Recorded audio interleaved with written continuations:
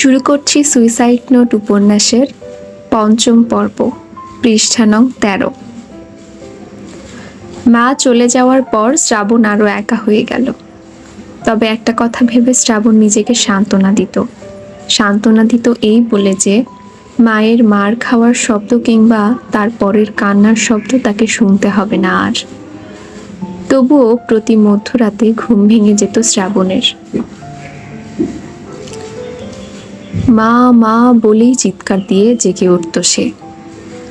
শ্রাবণের মা চলে যাওয়ার কয়েকদিন পরে তার বাবা দ্বিতীয় বিয়ে করলেন, সেই পরনারীকেই।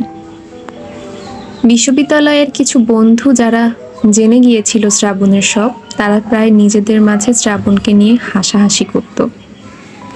হাসাহাসি করত তার বাবাকে নিয়ে, বাবার সেই পরনারী, এমনকি তার মাকে নিয়েও। বন্ধুদের কথাগুলো বুঝতে পেরে কারো সাথে মিশতে চাইতো না শ্রাবণ, একা একা থাকতো।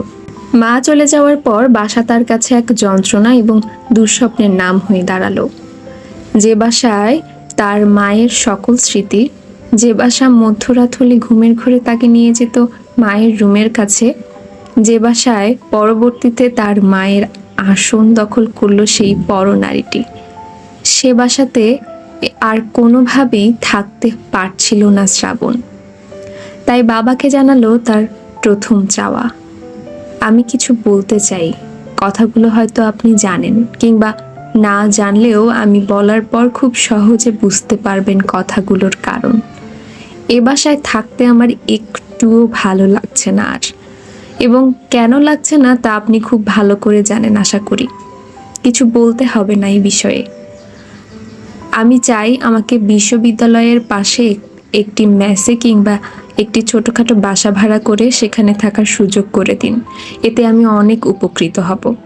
সব কিছুর পরে বাবাও ছেলের কষ্ট বুঝতো, তাই ছেলের কথা মতো এক 5 তলা দালানের চিলেকোঠার ঘর ভাড়া করে দিলেন।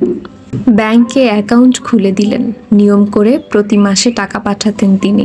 চিলেকোঠার ঘরটি খুব পছন্দ হলো শ্রাবণের, নিজের মতো করে একাকী থাকতে চাইতো বলেই ঘরটি তার খুব বেশি পছন্দের।